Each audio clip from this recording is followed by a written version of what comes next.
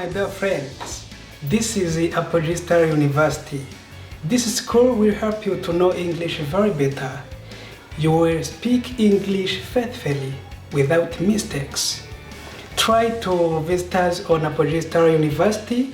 We are at Kigali City. My dear friends, don't hesitate to come to visit us.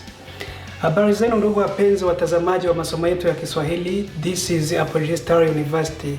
Hapa ni kwenye Twigisha University ambapo patakusaidia kujua Kiswahili na kusema Kiswahili vizuri. Mimi naitwa Twigisha kutoka hapa mjini Kigali, na pia tupo hapa kwa kwamba tutawakabidhi masomo mbalimbali katika Swahili.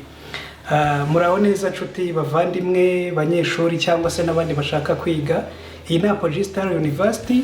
Mu by'ukuri rero nimba ukeneye kudusura cyangwa se kwiga, gerageza ukore subscribe, ugende ucekinge Twigisha University, uzabona amasomo menshi. Hiyo ni vizuri sana, ibyo ni byiza cyane. Abantu batazi indimi rero tubararikiye mu by'ukuri gukurikira iyi channel kubera ko izabafasha cyane kuvuga indimi nyinshi kandi zitandukanye.